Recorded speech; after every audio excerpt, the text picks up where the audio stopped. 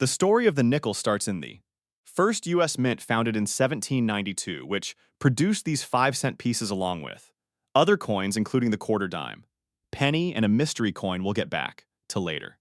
Nickels weren't known as nickels then because nickels weren't made of nickel yet. They started made of silver, mostly same as the 10-cent dime. So this 5-cent coin was called the half dime. But two forces conspired to ensure the protochaetic wouldn't stay made of silver for long. First, the value of silver went up, and second, inflation pushed buying power down. By Civil War times, the lines crossed and the value of silver in. The 5-cent coin was greater than 5 cents. The coins were worth more dead than alive, so people melted them to sell the silver at a profit. To stop this, the mint switched from making the coin with silver super valuable to nickel, not so much. Renamed it the nickel to make it clear the new coin wasn't worth melting down. And everything was fine, but only for a time. Because again, the value of the metal in the coin continued to go up, while inflation pushed the buying power of 5 cents down, way down for the next century until a nickel was worth nearly nothing compared to its silver start, and thus even the value of the nickel in the nickel grew greater than 5 cents.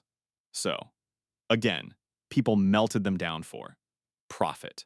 At this point in an economically efficient world, the story of the nickel would have ended here with the government realizing after 2 centuries of inflation the coins weren't worth minting no more, and happy its citizens were profitably removing them from circulation.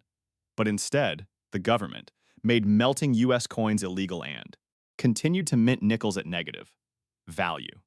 Currently, it takes 5 cents of nickel to make a 5-cent nickel.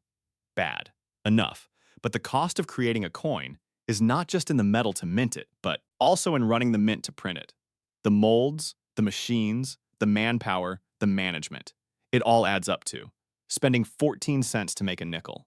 And the government makes 1.5 billion nickels a year, which doing the math creates $75 million of nickels at a cost of $210 million, a loss of about $135 million a year incurred by the government as it literally prints money, which, if anything, should be profitable. It's printing money. So if you are losing money while this cannot be emphasized enough, literally printing money, you should literally stop, as with the 1-cent penny. Cost to make 2 cents if killing a coin, because it loses 1 cent to make is a good idea than killing the nickel, which loses 9 cents per coin is a better idea, times 9. And it's not just about saving money. There's a better reason to get rid of the nickel. It's no good at its only job being money. Reminder, governments print physical money to make buying and selling stuff with cash easy for their citizens. That at bare minimum requires each part of that cash to be worth handling, which back in the olden days, a nickel alone was valuable enough to buy stuff on its own. Nickelodeon is the old-timey term for a movie theater, which got the name because the price of entry was a nickel, but that is no more, for sure. Now, a nickel buys you nothing. Vending machines refuse to take them, so there's nowhere to spend them, leaving the nickels only used for making exact change. But the time it takes to fiddle to find a 5-cent piece in a pocket is probably net negative. And if there's a line, guaranteed net negative, on everyone's time, so nickels have nothing going for them. They lose money in the making and lose money in the handling, making them make no sense as money at all. It's time to nix the nickel. But if you're worried cutting a coin could have consequences, don't. America has done this before. The mystery coin mentioned at the start, that was the half-cent. Seen one lately? Of course you haven't. It was discontinued in 1857 for being worth too little to bother with. But when the half-cent met its fate, it had more buying power than today's dime. America seems to have forgotten that it's okay to stop making coins when they're no longer needed. She did it with the half-cent, and she also did it with the trime, a 3-cent coin you've also never seen, because once it solved the problems it was created to solve, that's a whole other story. America simply stopped making them. So if America could stop making the chime and the half-cent without problem back then, America can stop making the half-dime now too. Nix the nickel. The only effect will be rounding transactions to the nearest 10 simplifying the change, saving time, while saving $135 million a year to do so. Although if you think about it, there would be one little quirk with getting rid of the nickel in a post. Penny America, for only the quarter, and dime would remain as common coins, and rounding cash transactions to the nearest 10 would make spending a single, quarter, or three-quarters impossible for. They both end in 5, a ghost of nickels. Past. You could only actually spend quarters 2 at a time. Very strange, but try to fix that by rounding to the nearest 5, and that makes the amounts under a quarter. 5 and 15 also. Impossible to pay. So what to do? There are options too. Option the first is just kill the quarter 2 and deal only with dimes.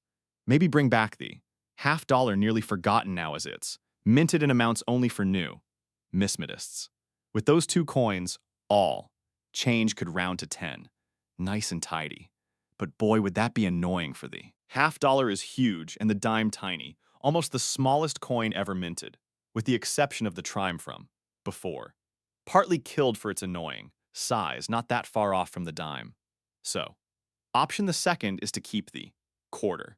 Not only is it the most American of coins, most countries divide their money by fifths to get 20, not fours to get 25. So, America is by far the biggest economy to have quarters. And quarters have gotten all the cool designs, probably because quarters are obviously the most useful coin by far, still just valuable enough for some small purchases and accepted by millions of machines of all kinds. It's also the most cost-effective coin to make, so money can be made literally making this money. How refreshing. The quarter is great. So what if instead, to straighten out this strange change, we for once try to solve a problem before it's a problem and just ditch the dime ahead of its time? There's no need to wait until inflation drives the dime's value down, until it's not just worthless, but worth less than zero. We can get ahead of the inevitable, and while ditching the penny and nickel, ditch the dime too.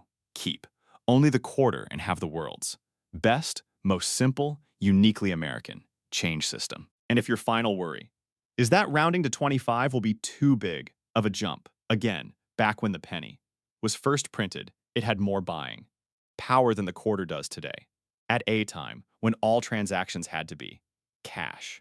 So if it wasn't a problem then, it really won't be a problem now. So let's do solution the best. America keeps her quarters, but with the penny past its prime, it's next up to nix. The nickel, and maybe, just maybe, ditch the dime ahead of its time. Oh, hey, you've made it to the end of the video, past the fake end of the video. Welcome and congratulations. Since you're here, what started as a quick and easy update to my old death to Penny's video, of course, had me coming across a story where I couldn't stop myself. The trime, the strange 3-cent coin mentioned in the video, created to solve a triple threat to American currency security that I just had to write up into a bonus video as a thank you to all of the Bonnie Bees who support this channel. If you're interested to find out why the tribe was created, what it had to do with the Spanish Empire and the mail, then you can click here to sign up to become a Bonnie Bee and find out, and also get access to a whole other bunch of bonus content. Quarters are great, but do we even really need coins?